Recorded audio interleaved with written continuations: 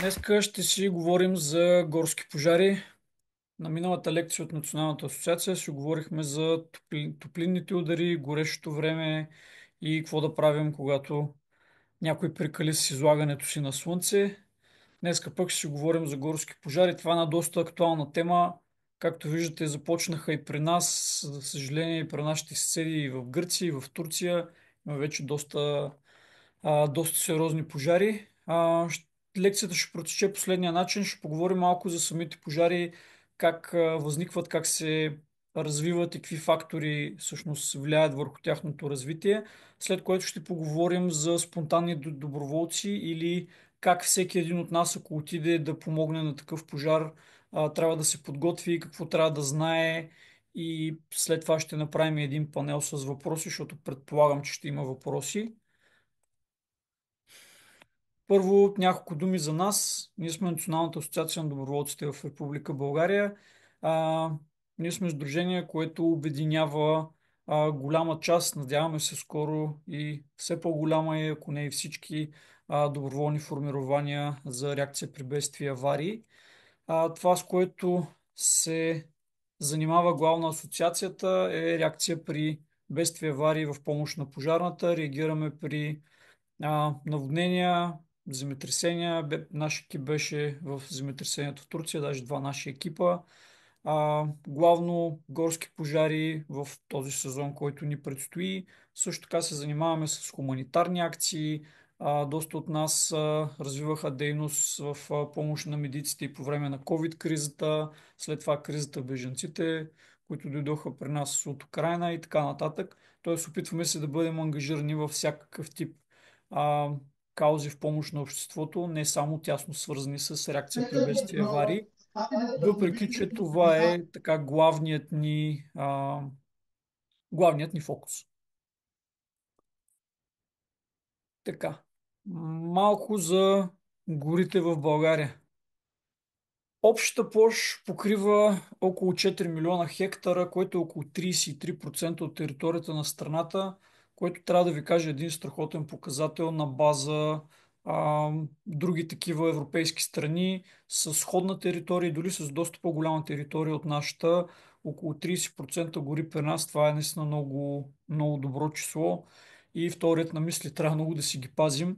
За съжаление, картата, която ви показвам, не е много актуална. Тя е от към 2000-та година. Процента в момента е около 30, т.е. около 3% сме загубили за близките 25 години, което така хич не е добре. А, Другото нещо е, че в последните години статистиката е такава, че все повече гори губим всяка година вследствие на пожари, горещо време и така нататък, което също не е много добре, тъй като много е бавен процеса на възстановяване на тези гори, ако изобщо е възможно в рамките на примерно 20, 30, 50 и повече години. Така че горите в България ще са една много важна тема от тук нататък и съответно опазването им от пожари ще бъде все по-важно и за напред, тъй като това нещо почва в един момент много сериозно да влияе на климата. А, Какво трябва да знаете за горските пожари? Горските пожари се отличават с изключително голям мащаб, който за много кратко време може да унищожи много големи площи земя. Сравнен с един стандартен битов пожар, където гори примерно един апартамент или една кухня или една печка, тук говорим за от порядъка на 2, 3, 5, 10 квадратни километра, които могат да изгорят в рамките на няколко часа. Тоест площа е огромна. За съжаление, голяма част от факторите сме ние, т.е. човешкият фактор. Дали човешка небрежност или умишлен палеж, скоро гледахме с колеги статистики, че над 80% всъщност от горските пожари по една или друга причина възникват следствие на някакво човешко действие. За съжаление, не е малък и процента на умишлените палежи. А, Разбира се, има пожари, които възникват и по естествен път, ако мога така да го нарека, причинени от мълни, от други процеси в природата. Но това, което нас ни интересува като доброволци или като хора, които се опитваме да помогнем за изгасянето на тези пожари, е, че много рядко един горски пожар може да потушим В рамките на един ден, когато това се случи, това е супер и означава, че сме го хванали достатъчно рано. За съжаление, тенденцията е, особено в последните години, че тези пожари обикновено горят с дни, по някой път и по-дълго, съответно създават, освен огромен проблем за горския фонд, който унищожават, за животните в гората и съответно замърсяват по доста сериозен начин въздуха и водата наоколо. И в Гърция, не знам дали миналата година така сте следили по-сериозно новините, имаше няколко населени места, които не бяха пряко засегнати от пожар, но се наложи евакуацията на между 20 и 30 хиляди души само заради качеството на въздуха. Което трябва да ви кажа, че да евакуирате 20 или 30 хиляди човека хич не е малка работа. Така, като само ще помоля всички, които не говорят, да си мют в микрофон, защото вкарват много страничен шум. Още малко неприятна статистика. Само през 2024 са изгорели над 380 хиляди декара земя, което всъщност е много. България миналата година беше първа, по-миналата година беше втора по загубен процент гори в европейския мащаб. Колегите от Гърция бяха преди нас. Гърците в последните 6 години са загубили 5 или 5,5% от горския си фонд, което е страшно много. Имайте предвид, че ние сме загубили 3% за 20 години. Така че знам, че това е малко скучна статистика, но е много хубаво хората да имат някаква представа за какво си говорим като мащаби, а, за да може нали, да са наясно с важността на това т.е. да се вземат превентивни мерки и съответно да се помага в случаите, в които възникнат такива пожари. Така, минаваме на видовете горски пожари. Ще разгледаме трите основни вида пожари, които възникват. Подземните пожари, при тях гори материал, който се намира под повърхността на земята. Обикновено това са торфени слоеве в по-стари гори, където имаме много дървета, които падат едно след друго и те не се изнасят оттам. Обикновено това са примерно резервати, където е забранена човешка намеса и съответно с течение на времето се образуват едни много дебели пластове торф, нали, тъй като дърветата гният. Ако по някаква случайност това нещо се запали, изключително трудно се гаси, тъй като изисква огромни количества вода и много често няма добър достъп до това място. Но от друга страна пък хубавото при подземните пожари е, че те се придвижват доста бавно, тъй като бидейки под земята, вятъра не е толкова силен фактор за тяхното разпространение. В България нямаме чак толкова големи а, торфени образования, както примерно да кажем, в Азия или в Русия, но все пак имаме слоеве, които са по 2, 3, 4 метра дебели и всъщност едно огнище там може да се запази със седмици или дори месеци и съответно да трябва да се наблюдава, за да не се разрасне. Ако все пак това огнище излезе на повърхността, една от възможностите, които може да предизвика е вече наземен пожар. Наземните пожари са най-честият тип пожари, с който се сблъскваме. А, Човешка небрежност, умишлен палеж, буквално каквото се сетите, може да предизвика един такъв наземен пожар. Съответно, там обикновено горят нискостеблена растителност, харасти, по-малки дръвчета, виждате горе на картинката. Съответно, такъв пожар се разпространява вече с въздействието на вятъра доста по-бързо, отколкото един подземен пожар и може да прерасне и в най-лошия тип пожар, то е върховия, т.е. ако тези горящи растения, храсти, треви и така нататък успеят да запалят едно дърво в височина, когато вече имаме истински проблем и така с колеги няколко пъти сме виждали такъв тип пожари. Истината е, че там, освен да бягате и да стоите много надалеч от него, не са много нещата, с които може да се намесите пряко за погасяване на такъв пожар. Ще се върнем малко по-късно пак на наземните пожари, когато говорим за методите на гасене, тъй като има специфика във всеки един от видовете. Споменах върхови пожари. Това е снимка миналата година от малко над Отец Паисиево, където на няколко пъти заради силния вятър се вдигаше върхов пожар. В този случай единственото, което можехме да направим е да стоим достатъчно далеч от него, тъй като огънят се разпространява изключително бързо. Говорим за няколко десетки метра в секунда. Буквално като един такъв пожар се вдигне на такова високо ниво в иголистна гора, която гори много бързо, в комбинация с високата температура, това, което се получава е, че този огън се разпространява много по-бързо, отколкото вие може да бягате от него, така че това е изключително така, опасна ситуация, в която можете да попаднете.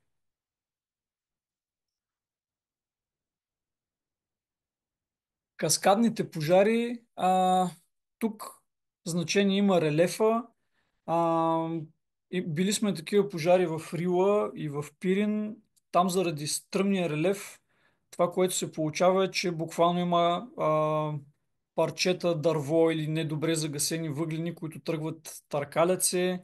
Заради силния вятър той може да ги пренася на големи разстояния и буквално ни се е случвало да се катерим по един доста стръмен склон. Огънят е над нас, ние отиваме и се опитваме по някакъв начин да го ограничим, но заради вятъра и релефа просто виждате едно въгленче, което прелита над вас, пада 10 метра зад вас и се здобивате с огън, който върви и след вас. Така че тези типове пожари, особено в места, където релефът е по-стръмен, са много опасни, особено за хората, които ги гасят. Ще обясня малко по-късно защо.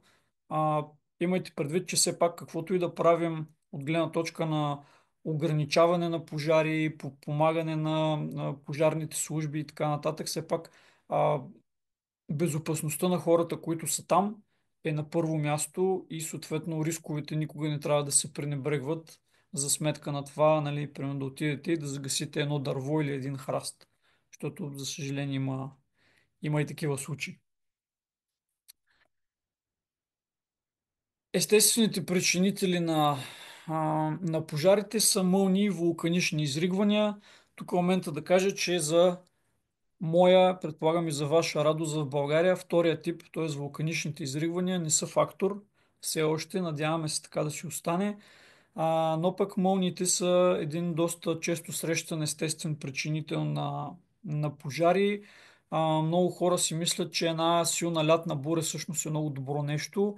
Това е така, ако тя се състои предимно от дъжд.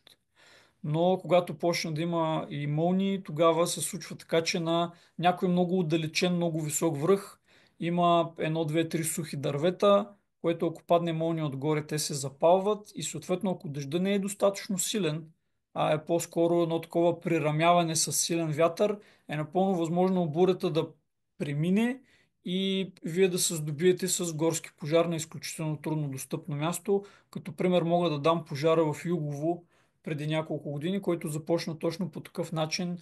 Даже имаше и запис от такава противопожарна камера, която всъщност буквално в средата на бурята заснема как една мълния удра някъде по един, малко в подножието на един връх и съответно 2 часа по-късно датчиците почват да отчитат задимяване, повишена температура на това място и всъщност това беше първоначалното огнище на пожара, нали, което определиха в последствие. Така че това е един такъв много случайен начин за възникване на пожар, който до голяма степен също е рисков, защото може да възникне в място, което е абсолютно трудно достъпно и няма никакъв път до него.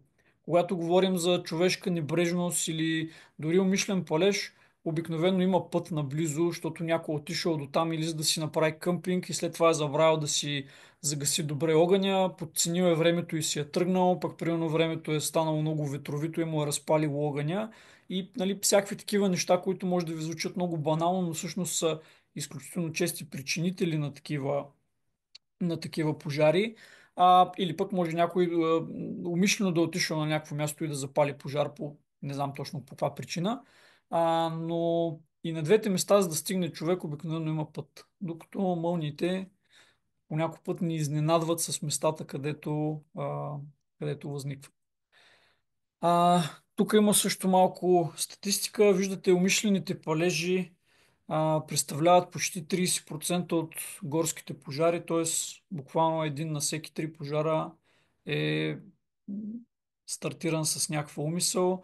Следващото нещо е лагерни огньове и барбекюта. Един от големите проблеми са лагерни огньови и огнища, които са оставени без надзор. Т.е. хората седят около лагерни огън, пият до 3 часа сутринта, решават да си легнат и се събуждат с горски пожар, просто защото не са си загасили добре огъня.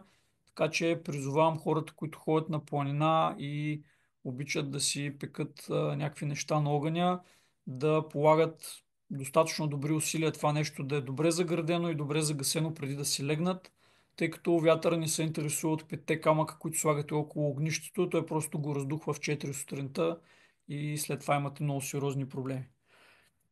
Фасови от цигари, мисля, че не е нужно да се спира много тук, но все пак ще кажа, че много често се подценява малкото огънче на цигарата и съответно едно недобре загасено такова нещо изключително лесно може да запали суха трева. И съответно тръгне ли една суха трева в комбинация с малко вятър и след един час имате един много сериозен проблем. Палежа на стърнища е нещо, за което медиите изключително много говорят в България. Постоянно се говори, не ги палете тия стърнища, много е опасно и така нататък. А, разбира се, ако това нещо е контролирано горене, което се използва, т.е. което се извършва по съответните предписания, да кажем, че е възможно да се случи. За съжаление, истината е, че в повечето случаи това не е контролирано, а просто хората си мислят, че сега тук ще запаля една трива и като изгори тази трива, дет не ми трябва, след това ще отида да го загаса. За съжаление, в изключително голяма част от случаите то не се развива точно по този начин, след което следват едни панически обаждания на 112 и на колегите от пожарните. И тук една нива са запали. Нивите обикновено не се запалват, хора ги палят, нали, първоначално, трябва да знаете. Така че палежа на стърнището е нещо, което е доста силно непрепоръчително, да не кажа незаконно. А, Електропроводи, обикновено комбинацията на силен вятър и лошо време, особено в по-малки населени места, където по някаква причина електропроводите не са сложени под земята, могат да предизвикат прекъсване и съответно заради високото напрежение това става един прекрасен начален източник на пожар, особено в сухо време и ветровите условия. И не на последно място са машините. Не говорим само за тежки машини, които са примерно някакви трактори, редосиалки и така нататък, но дори ако вие с вашата кола, която примерно не е много висока, пък дори да е много висока, нагадите в една суха трева, имайте предвид, че изпускателните ви колектори и съответно ауспуха доста силно се нагряват по някой път и ако вие останете повече от 2-3-4 минути в една суха трева, която се опира отдолу на автомобила ви, може да се окаже така, че вие си тръгвате и зад вас нещо почва да гори. Само, че вие карате достатъчно бързо, правите два завоя и изобщо не разбирате, че сте стартирали пожар. Между другото, миналата година ни обърнаха колеги от пожарната точно на това нещо внимание и всъщност казват, че по техни поручвания има много хора, които стартират пожари и не разбират всъщност, че са ги стартирали точно по тази причина, защото това се пренебрегва. Така че имайте го предвид и това нещо. Малко за факторите на развитие. Аз споменах вече първия и може би най-сериозния в последните години. Това е вятъра. Изключително важно е, защото според силата на вятъра това означава, че той влияе върху скоростта на разпространение и върху мащаба. Има доста огньове, които стартират като много малки огънчета. Хората си мислят, че едва ли не е сега след малко ще го загасят, но един силен вятър, комбиниран с голямо количество суха трева, след примерно един час осъзнавате, че вие се намирате в един пожар, който има фронт няколко десетки метра а, и след това може да станат и няколко километра. За всичко това е виновен вятъра. Последните няколко години вятър е много силен. Между другото, в момента нашите колеги от Гърция и на Халкидики и на Крит, между другото, днеска на Крит има наредена евакуация на няколко населени места, пак с не знам си колко хиляди човека. Именно заради силния вятър, просто не могат да се оправят с вятъра и разпространението на огъня.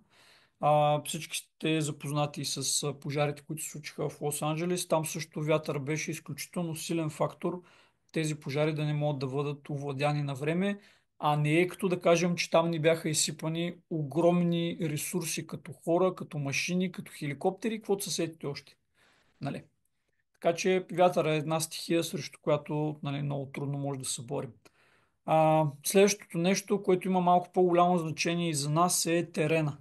Ако, нали, погледнете това хълмче тук, ако пожара се разпространява от долната част на хълмчето нагоре, той ще се разпространява много бързо, тъй като естественото движение на въздуха върви нагоре и съответно при налично гориво пламъците могат много бързо да тръгнат нагоре. Съответно, ако имате един пожар, който се разпространява по такъв начин, вие нямате работа в по-високата му част. Т.е. вие никога не трябва да сте над пожара. Ако разбира се, пожарът е от другата страна и върви надолу, може да очакваме, че този пожар ще се забави и да кажем, че ако там можем да вложим някакви усилия за неговото ограничаване, те биха били с доста по-добър резултат. Температурата, не знам някой от вас дали е от Пловдив, аз съм от Пловдив, тук при нас температурата целогодишно е много висока. Дори в момента смятам, че сме няколко градуса над другите градове. Изключително бързо изсушава растителността и създава изключително големи възможности за запалване и съответно много лесно след това се разпространяват пожари. Пряко свързано с температурата е влажността. Ако имаме висока влажност, съответно ако имаме да кажем един валеж или една буря, която по някакъв начин да намокри тревата, листата и храстите, т.е. това са най-малките горими материали, които се палят най-бързо, тогава може да очакваме всъщност, че дори да възникне на някакво локално място един пожар, той няма да се разпространи бързо и съответно ние по-лесно ще го ограничим. А, ще говорим след малко за ограничаването на пожара.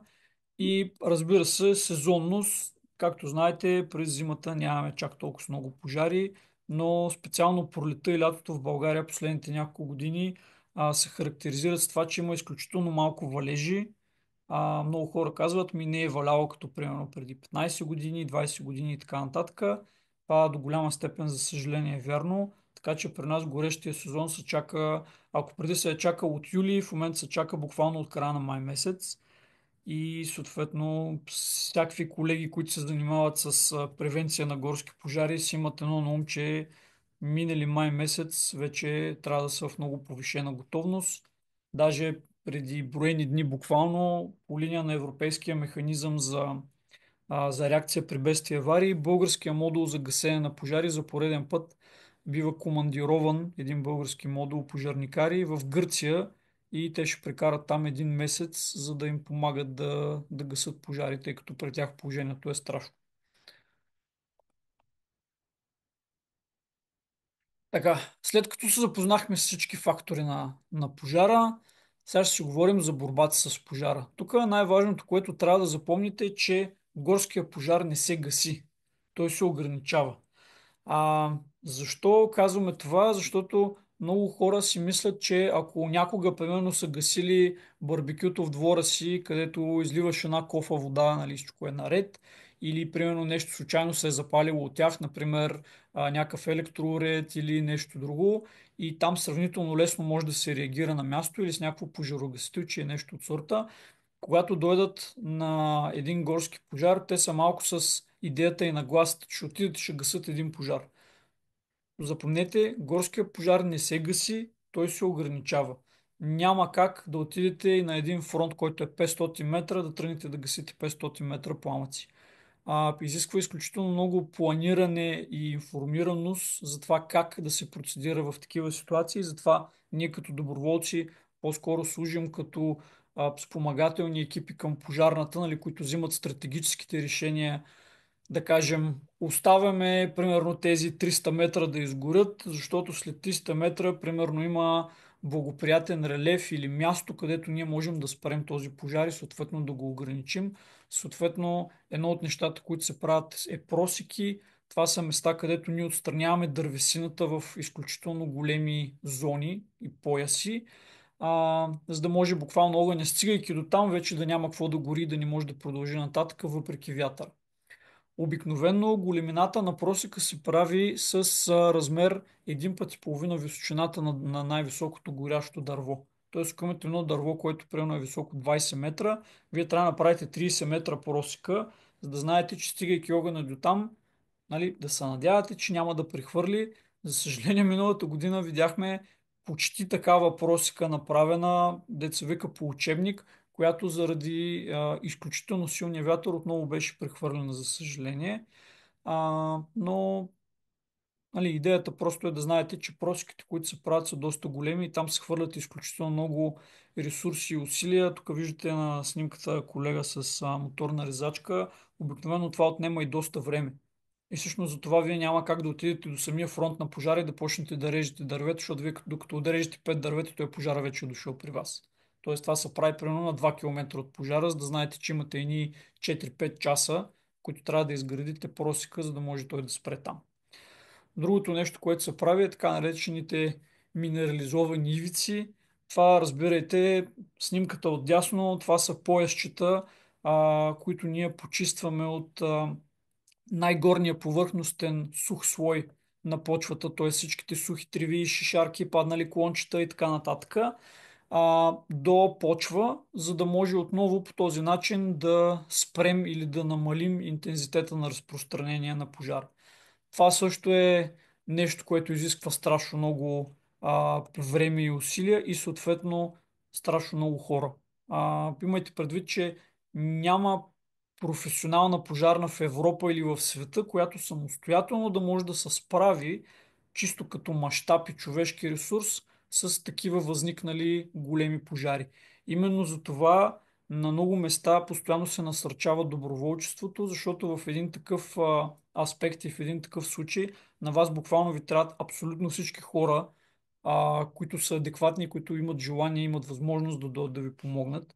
И всъщност това е една от причините, по която правим днешния вебинар. А, Малко за самия пожар. Пак ще започна с това, че най-важното нещо е вашата безопасност. Тоест, когато говорим за пожар в сграда, там нали, всички сте гледали по филмите как влиза един пожарникар и изнася нали, готината мадама на рамо, защото там приоритетът е да спасите някакви хора. Когато говорим за горски пожари, там имате един огромен фронт на пожара, който може да е няколко километра или няколко десетки километра и се предполага, че това нещо се вижда достатъчно бързо и достатъчно отдалече, за да може на пътя му поне, надяваме се, да няма хора. Тоест, в този случай нашия фокус е по-скоро върху ограничаване на разпространението на пожара, колкото от пряка евакуация или спасяване на хора от пламъците. Нали? Ние не спасяваме хора от пламъците. Това, което ни интересува е на къде се движи пожара и къде ние може да го спрем. Съответно, тук на картинката виждаме няколко неща. Първо, посоката на вятъра е определяща за това на къде този пожар ще се разпространява. А, Обикновено така вятър е много силен показател, но и не много сигурен, защото сме имали случаи, в които една рязка промяна на вятъра може буквално да предопредели посоката на разпространение на един пожар, което може да е доста опасно, особено ако вие се окажете на пътя му. Виждате точката на възпламеняване или мястото, откъдето е тръгнал пожара, следствие на вятъра той се разпространява. Имайте предвид, че той не се разпространява равномерно, тъй като имате различен релеф, някъде има по-дебели дървета, те горят по-бавно, на други места има примерно полянки, те изгарят много по-бързо и така нататък. Съответно, цялостната форма на пожара е неправилна. А, Съответно, много опасни са, са тези места ето тук във фронта, защото при тях може да се образуват джобове. И ако вие подходите срещу пожара, това, което може да се случи е, че примерно ето в този джоб. Тук вие сте застанали тук 2, 3, 5, 10 човека, няма значение колко. да кажем, постигате някакъв доста добър успех в ограничаването ето на този пожар. Примерно имате рънцеви пожарогасители с вас или някакви инструменти, намерили сте някаква пътечка, която да кажем разширявате и съответно стигайки до нея виждате, че огъня почва да намаля и спира и това ви радва и това е супер. Въпросът е, че ако нямате познания, комуникация с останали екипи или поглед върху цялостната картинка, може да се окажете в точно ето тази позиция, в която вие тук ограничавате и спирате а, разпространението на огъня, но да кажем на 50 метра от вас той ви изпреварва и съответно в един момент вие имате от двете си страни, за съжаление по няколко пъти от три страни имате огън. Големия проблем при горските пожари не е огъня, запомнете го това нещо, проблема е това, което дишате. Преди няколко години имахме инцидент в България с колеги от горското стопанство, които попадайки в такъв тип джоб, за съжаление, загинаха. Имайте предвид, че в горски пожар не се изгаря. Значи вие умирате много по-рано от нещата, които не може да дишате, ама се налага да дишате, защото в един момент се оказвате заобиколени от една димна завеса, нямате добра дихателна защита, защото никой не носи такава дихателна защита. Имате проблеми съответно с ориентацията, защото навсякъде около вас виждате дим и много лесно човек може да се заблуди и съответно да загине. Така че, пак казвам, много повече се пазете от това, което не виждате, но трябва да дишате, отколкото от някакви огньови. Разбира се, като си говорим нали, за върхови пожари, там къде видите върхов пожар, просто бягате от него. Ето виждате друг тип джоб, който може да се случи, да кажем на един следващ етап, ето тук. И съответно това е много голям проблем, защото в един момент ви се отрязва пътя на евакуация. Обикновено хората, движейки се през някакъв непознат терен, защото обикновено, когато ходим на пожар, ние се движим през някакъв непознат терен, ние сме свикнали да запомним пътя, по който сме дошли. И съответно, ако стане нещо, нашия инстинкт е да бягаме обратно по пътя, по който сме дошли. Това е супер, ако ето вижте тази картинка, ако нашия път вече не е отрязан. Защото тогава може да се окаже, че изпадаме в една безизходица и не знаете на къде да ходите. Безопасната зона или мястото, където всички доброволци или там професионалисти и така нататък трябва да се намират, са ето тук, от фланговете на пожара. Защото от тук ние можем да стесняваме, можем дори да насочваме пожара, но ние се намираме така, че посоката на вятъра не кара тези пламъци към нас. Защото ако този вятър се усили, може да се окаже, че огъня почва неконтролируемо бързо да идва в наша посока. Така че това са важни неща, които трябва да знаете и пак акцентирам на това, че вие се намирате в един екип с двама, трима или 10 човека и обработвате някаква зона, която примерно е 20, 30, 50, 100 метра, по никакъв начин не означава, че не изпадате в тази ситуация. Така че тук комуникацията и организацията са жизненно важни, за да знаете какво се случва около вас. А, Като говорим за скорост на разпространение, тук има малко по-добри картинки от одеве. Ето отново висока скорост, пожара върви отдолу нагоре, съответно вие нямате работа ето тук. А, По-бавната скорост е ако пожара тръгва да влиза, да слиза надолу. Обикновено, когато има по-низки места, може да разчитате, че в ниското може да има дере, може да има рекичка, тя може да е присъхнала или пък не чак толкова да е присъхнала, но дори да е присъхнала, там може да има повече камъни, т.е. самия релеф и горими материали, които се намират на пътя на пожара, може да ви помогнат да го ограничите, но в този вариант, първата картинка, вие просто нямате работа тук горе. Това е важно. Ако вие се намирате по средата и огънят тръгне към вас, вие по-скоро ще се движите по хоризонтала далеч от него, никога нагоре. Няма как нали, по вертикала да бягате по-бързо, отколкото огъня ще ви гони. Просто това е обикновена физика. Хубаво е да го знаете това, защото доста хора не се замислят и инстинктивната им реакция е по-скоро грешна. Така че нали, не говорим и, че ако се намирате тук, вие не само, че много бързо ви гони огъня, ами тук вече и няма какво да дишате. Защото всичките изгорели газове и продукти на пожара идват точно там, където сте вие. Така, Как организираме едно бедствие? Или тук вече почваме да си говорим, ако вие желаете да дойдете, да помогнете. Тук тази снимка е, мисля, че от Отец Паисиево миналата година. От пожарите, тук има така, доброволци от доброволни формирования, имаше доста спонтанни доброволци, имаше и доста колеги от различни служби пожарни. Така че преди да дойдете да помогнете, е хубаво да имате някаква идея, нали, как се организира цялото това нещо и кой го води, просто за да имате представа, нали, от структурата му, а не да дойдете на един селски площад, както в случая на снимката, и всъщност да не знаете къде се намирате или какво трябва да направите или кой трябва да питате, нали, за информация. А, Условно в световен мащаб, когато говорим за бедствия, делим зоните на бедствия на цветове. Червена зона, жълта зона, зелена зона. Какво е червена зона? Това е зоната, която е най-опасна. Когато си говорим за горски пожар, това е зоната на най-активното горене, на фронта на пожара и така нататък. Там принципно не е добре да има хора или ако има хора, това са изключително и само хора, които знаят защо са там, имат нужното обучение на първо място и след това нужната екипировка, защитна, инструменти, уреди и така нататък и така нататък. Принципно по правило в червена зона работят доброволци от доброволните формирования, които са спомагателни екипи на пожарната.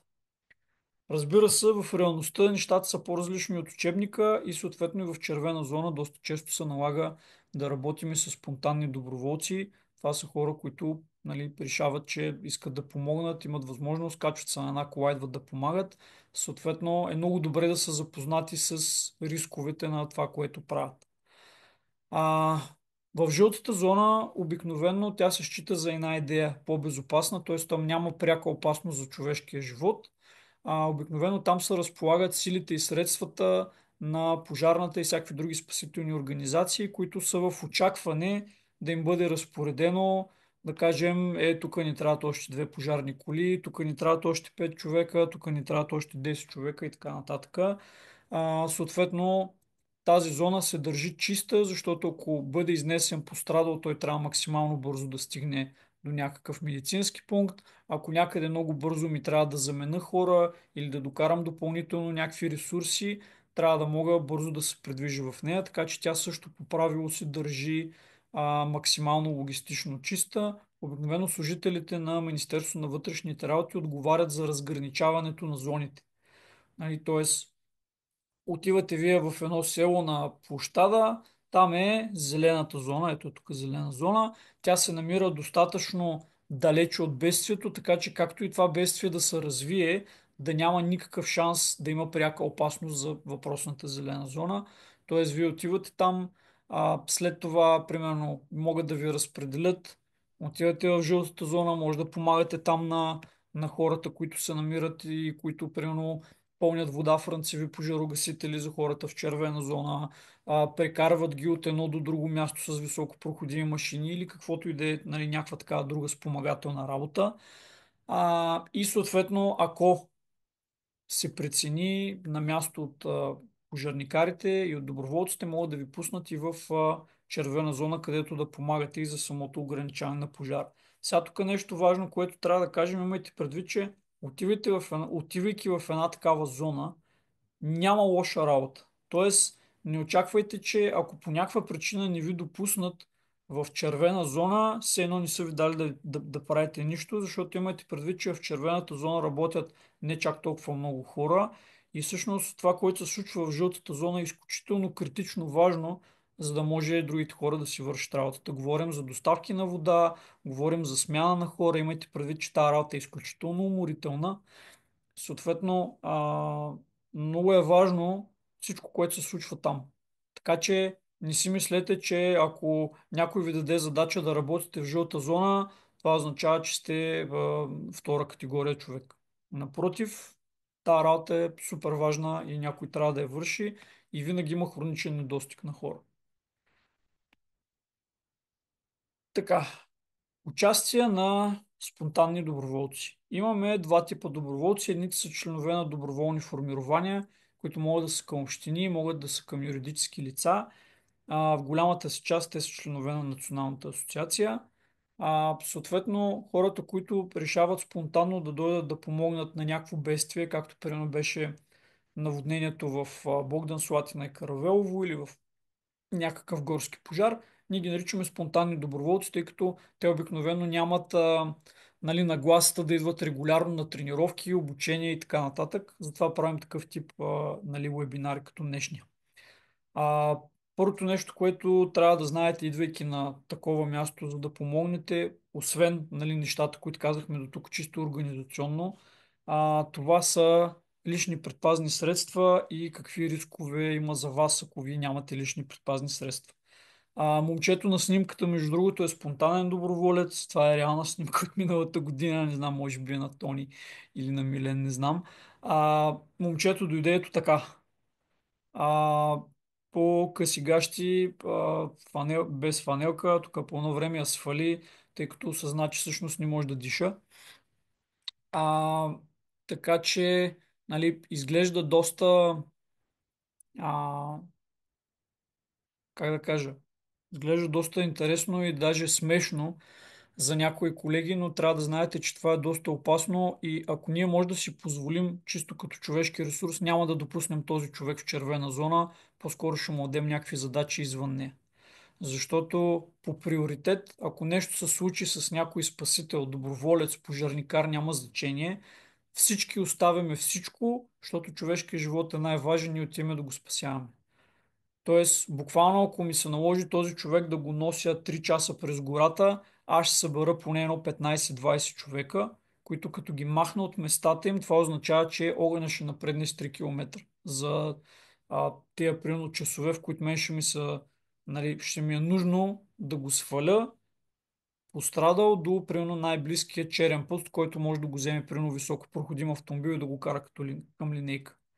Така че това е много, много такъв момент. Имайте предвид, че идвате ли на такова нещо, трябва да се погрижите да имате някакви лични предпазни средства. Миналата година и по-миналата се нагледахме на стопени подметки, включително хора, които имат доста висока планинарска култура, планинари, там водачи, алпинисти, каквото се сетите, запали сапирин и хората казват, о, ние сега отиваме да спасим нашата любима планина, което е супер, обаче те идват с невероятните си обувки, Соломон, Скарпа, харесайте си някаква много скъпа марка, които са прекрасни обувки за планина, но са изключително неподходящи за планина, която гори. Защото минавате през едно място, където огъня вече е изгорял и земята изглежда черна пред вас. Стъпвате върху два-три недобре изгасени въглена и те просто минават през подметката и ви се залепят за кръка. Имахме такъв случай. Нали, нищо сериозно не се случи с момчето, освен че му се лепна въглен на кръка през обувката, но резултата беше, че той се намираше в Пирин на едно изключително тъпо място и много трудно достъпно и не можеше да ходи. Съответно, 3 часа и половина този човек му трябваха двама човека да му помагат да ходи до базов лагер, за да може да бъде евакуиран. Нали? И това е как да кажа, това е най-лекия вариант.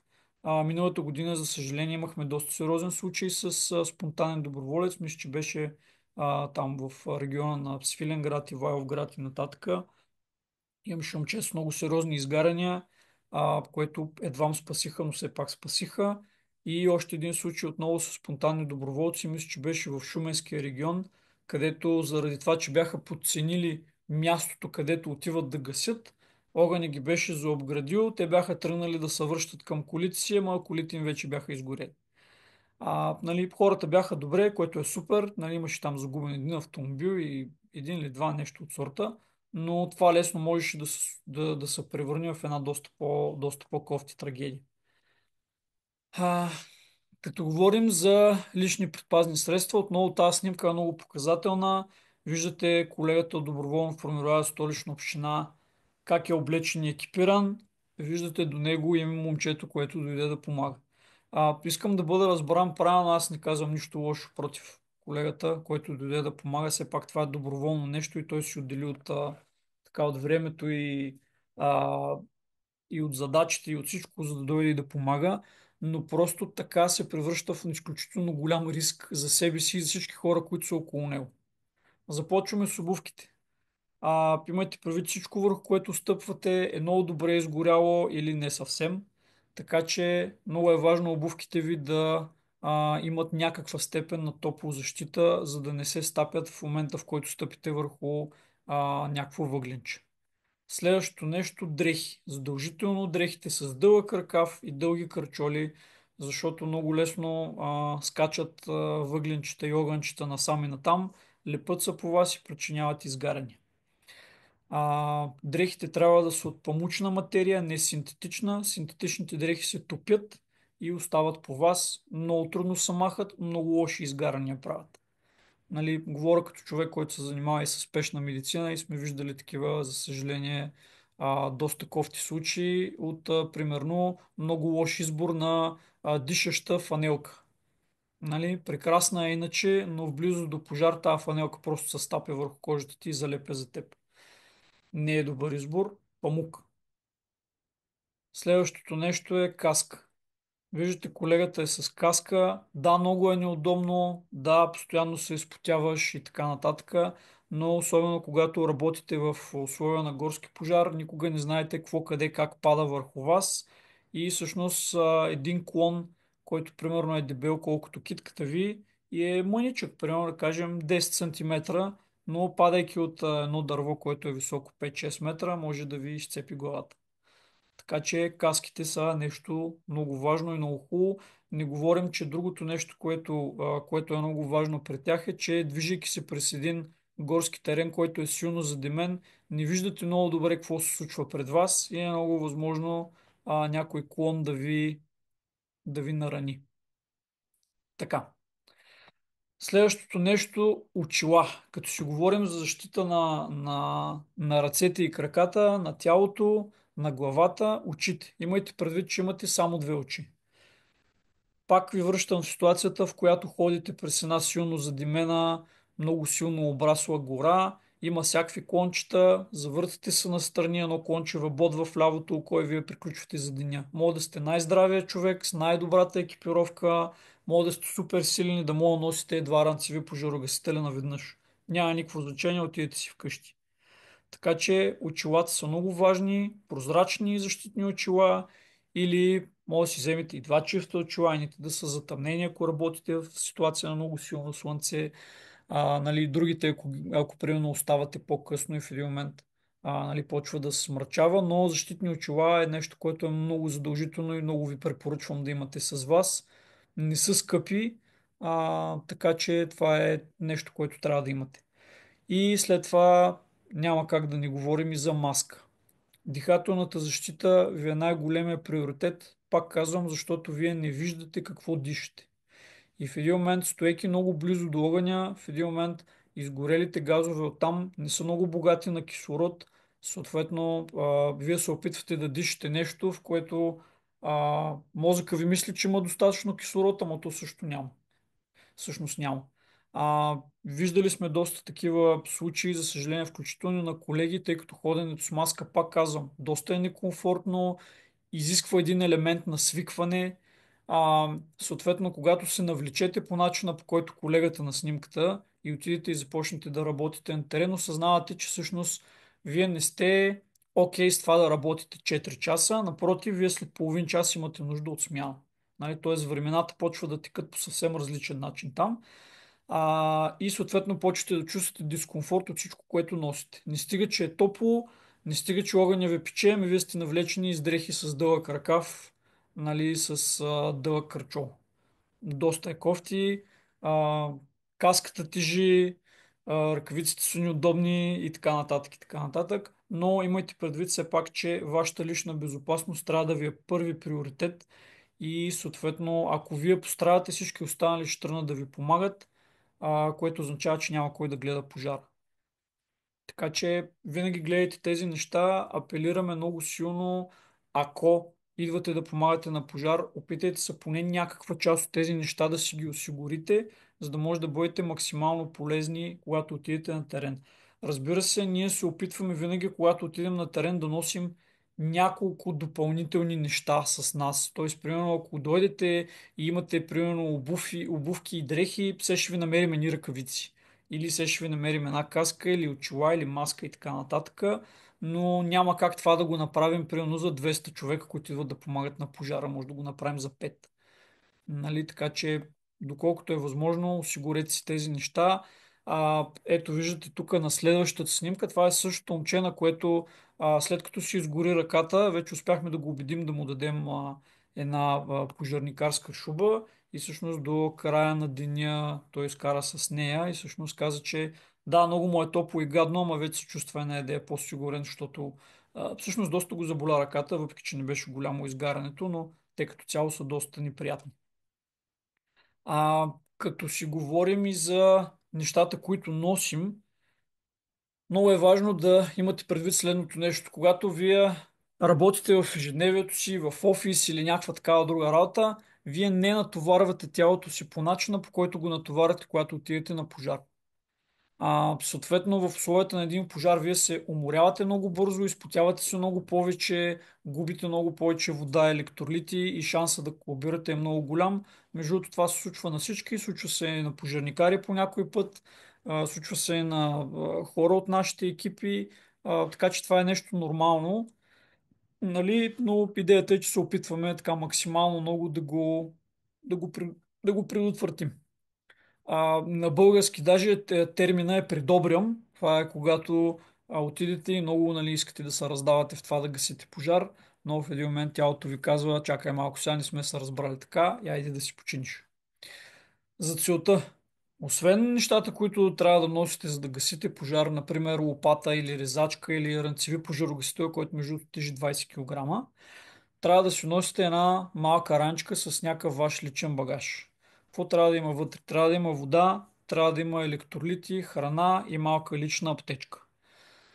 Вода виждате, човека си носи една бутилка в джоба. Защо електролити? Защото когато ние се потим, всъщност губим и голяма част от минералните соли, които помагат на нашите мускули, на нашето сърце да работи. Има много варианти, има хидратин алфа, има всякакви електролитни прахчета, има изотонични напитки, нали, вариантите са много. Разисквахме ги доста по-подробно в предишната лекция за топлинните удари. Храна, отново се връщам на това, че вие се натоварвате много повече, отколкото работите, ако работите в офиса. И ако вие, примерно, сте от хората, които казват, аз не закусвам, няма проблем, всъщност това са глупости и отивате, и ако отидете на едно такова място, ви гарантирам, че след 2 часа ви няма ставате за нищо. Така че трябва да имате храна. Освен това, много често се получава така, че нас ни пращат на място, което се достига примерно с 3 часа пеша. Само да стигнем до там и да си занесем нещата, вие вече сте скапани. И съответно, отивайки на едно такова място, се очаква от нас да гасим следващите примерно 3 часа и после имаме 3 часа на обратно. 3 по 3 са 9 часа. 9 часа без храна в такава ситуация не може да изкарате, така че носете си някакви неща. Има хора, които предпочитат пауър барчета, протеинови барчета, сушени плодове, нали, лукуми, всякакви такива неща. Каквото работи за вас, носете го. Нали? Няма универсална рецепта или правилно решение, но имайте някаква храна с вас. Нали? Не говорим за 2 хляба с лютеница и сланина, нали, и всякакви такива неща, ще тежат и всъщност не ви дадат точно тези калории, които ви трябват. И малка лична аптечка. Няма как да е голяма, защото вие така или иначе трябва да носите много неща, но пак се връщаме на това, че вие се намирате на място, което е много далеч. И всъщност, ако някой от вас, примерно, се пореже или някакво такова друго тривиално нараняване, примерно, изкълчи си глезена, стъпи на криво, нали, такива неща се случват, падне, удари се, изгори се някъде и прочее и прочее, вие буквално не може да помогнете по никакъв начин на този човек следващите 3 часа, освен ако някой от вас не си носи аптечка. И тъй като много трудно може да разчитате, освен ако не ходите с екип организиран доброволци, че някой друг ще носи аптечка и вие ще се намирате точно до него, като се случи нещо, носете си някаква малка лична аптечка, в която да си сложите някакви неща. Тук сме дали един примерен списък. А, Вода, ръкавици. Ръкавиците са много важни, защото каквото и да пипате, промивка на рани, там всичко е потно, мокро, лепкаво, прашно и така нататък. Тоест имате ли рана, особено ако трябва да помагате на някой друг, нали, хубаво е да го пипате с ръкавици. Някакви стандартни превързочни материали, бинчета, марли и така нататък. Лепенки, хубаво е да имате.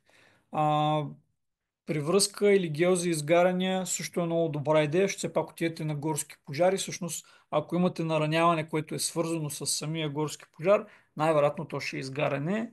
Съответно, това е хубаво да го имате предвид. Изгарянията са доста неприятни, дори когато са на малка област, са доста силно болезнени, така че е хубаво да имате някакъв гел или специална привръзка за него, за да може все пак да облегчите човека. На снимката, ето е това червеното, тук е гелче за изгаряне, не взема много място. Захар и хидратин, заради многото, как да кажа, заради многото физическо усилие, което полагаме, хората много бързо се изтощават, така че в един момент някой като тръгне вече да умотава краката, е много хубаво да имате 2-3 захарчета, да му дадете да се сложи под езика, защото дори хора, които не страдат от диабет, може да им падне кръвната захар в такива условия. Хидратин, това са стандартни електролитни прахчета, които може да си вземете от всяка аптека и съответно да си ги разтваряте във водата. Защото много хора казват, аз пия по 3 литра вода, това е супер, но трябва в нея да има и електролити, за да може да се случват нещата както трябва. Ножицата е доста полезна, ако трябва да отрежете нещо от бинт лепенка до примерно дреха изгоряла, която трябва да премахнете от някъде. Лекопласт, някаква храна и тук малка лична аптечка, не знам защо сме го написали пак, но да кажем за затвърждаване на научното. Така. Същинското гасене. Оборудвали сте се, знаете зоните, разпределили са и отивате вече да гасите. Както казахме, едно от честите неща, които се налага да правим са просеки с моторен трион и последващо чистене на клони. Тук на снимката виждате такъв тип просека. Доста трудно се прави, отнема много време. Другото нещо е пояси с мотики и гребла. Ръчните инструменти са изключително силно ползвани в такива ситуации. По простата причина, че много трудно може да закараме пожар на много от местата. Дори когато разполагаме с високо проходими автомобили, това не винаги е възможно. Така че по някой път ръчните инструменти са изключително полезни, когато трябва бързо да се направи един пояс, който да спре огъня. Ако нямате много силен вятър, можете буквално с един пояс, който е широк 50-80 см, 1 метър, и ако имате примерно 20, 30, 50 човека в редичка, може да направите страшно много хубави неща за ограничаването на един фронт на пожар. Рънцевия пожарогасител по същество представлява голяма раница, която се пълни с вода и има пръскачка от него. Може би сте виждали нещо подобно за гръбначните пръскачки, с които хората си пръскат асмите. Разликата е, че те са твърди и представляват големи пластмасови резервуари, които да кажем, че е окей да го носиш примерно един час на гръб, ама всъщност не е много удобно, докато ако трябва да го носиш 4, 5, 6 часа, трябва да е мек. Всъщност в случая колегата на снимката е с такава, това жълтото нещо, е рънцеви пожарогасител. Те си тежат доста, един пълен такъв с 20 литра вода, тежи 20 кг. Ако имате достъп до мястото, където се гаси, или ако имате някой колега, приятел с високопроходим автомобил и може да ви кара вода, много са полезни, особено ако имате 10-15 човека с рънцеви пожарогасители, които да могат да вървят, да омокрят дадена зона, за да може, стигайки до нея пожара, всъщност да не може да продължи. Има някои места, които можете и директно да гасите с тях, само ако имате достатъчно много налична вода. Съответно, гасенето на треви може да стане и с топалки. Мисля, всички сте виждали топалка. Това е един дървен сап, за който долната му част е закрепено голямо парче трудногорима гума. Идеята е, че с него се задушава огъня при малки храстчета и треви. Най-вече при треви се използва. А, и всъщност, пак казвам, ако имате 20 такива човека с топалки, които разположите близо един до друг, те могат да ви създадат една такава зона, в която или да потушат някаква част от огъня, или съответно да го спрат. Много зависи. Тук трябва да кажа, че работата с всички ръчни инструменти много е задължително да имате ръкавици. Почти никой от нас не работи регулярно с ръчни инструменти. Съответно, нямате ли ръкавици, вземете ли един такъв инструмент, гарантирам ви, че след един час ръцете ви ще са пълни с мазоли, които са много болезнени, пукат са, мехури и така нататък. Много е неприятно. Виждал съм хора, които са изключително физически здрави, казват аз изобщо не съм уморен, обаче не мога да хвана нищо. Защото има два спукани мозола на една ръка и един спукан мозол на другата ръка и просто приключва и колкото и да го ядат си отива вкъщи. Така че мислете за себе си и мислете за а, личните предпазни средства. Всяко едно от тях, което сме го написали, защото самите ние в някакъв момент не сме го носили и знаем колко е гадно, когато си кажеш, сега ако имах едни ръкавици, ама то вече всъщност е късно и ги няма. Така, просеките с моторни тирони и чистене на клони. А, тук имайте предвид, че имате един или двама човека, които режат с моторен тирон и около него има 10 човека, които трябва да чистят. Защото не е само да повалите дърво или малки дръвчета, но после трябва да ги махнете оттам, всъщност за да направите зона, в която огъня не може да прескочи. Ако просто повалите едни дървета едно върху друго, независимо колко са големи или малки, просто ги повалите, вие създавате допълнително гориво на огъня. Така че обикновено, когато се прави просека, това е изключително енергоемко и изисква много хора, тъй като първо човека, който реже, той постоянно се уморява и трябва някой да го сменя, да продължи да реже, някой да го сменя, да продължи да реже, а междувременно зад него трябва да върват 4-5 човека с инструменти или с ръкавици, които да махат клони, паднали дървета и така нататък и всъщност да оформят въпросната просека, която огъня да не може да прехвърли. Така, пояс и смутики и грибо. Ето вижда тук на снимката. Истината е, че с едно такова нещо може да направите доста хубаво поясче, да кажем, както колегата прави тук около дървото. Съответно всичко наоколо, което изгаря, ето тук, което виждате, то в някакъв момент ще си изгори. Нали, той не гаси пряко огъня, но да кажем създава една минерална ивица около дървото, така че това нещо да не дойде и да запали дървото.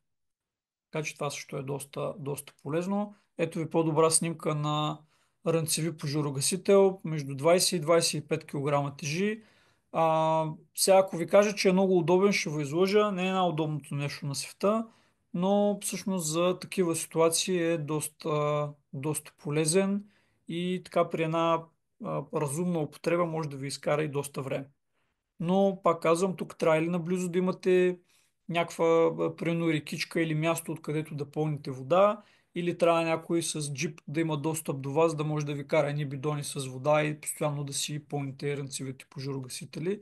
Но като цяло и в световен мащаб това нещо доста се ползва. Нямам снимки на хеликоптера да ви покажа. Хеликоптерите също доста се ползват, но там има смисъл, ако имате примерно 5-10 с един на един голям фронт, не е чак толкова готино. Какво се случва след пожара?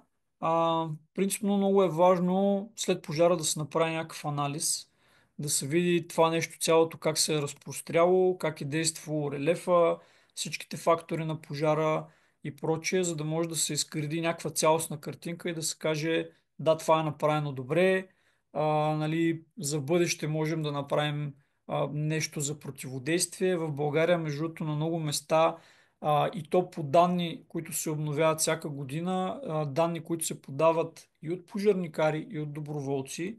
Затова е хубаво, когато свършите един ден, нали, на гасене или два, или три, или пет, хубаво е човека, който отговаря за вас от пожарна или примерно от някое друго доброволно формирование, хубаво да му дадете един кратък, как да кажа, отчет, дебрифинг, просто да му обясните какво се е случило, къде сте били и така нататък, защото тази информация помага.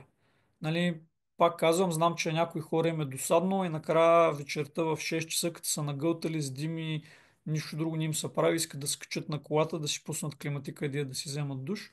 Но всъщност един 10-минутен разказ в последствие може да даде достатъчно информация, за да може хората да почнат да планират малко по-глобално и стратегически. В България вече на доста места се правят така наречените превентивни просеки, т.е. правят се едни модели и се казва, ако тази гора се запали, тук може да я спрем, тук може да направим пояс и така нататък и така нататък.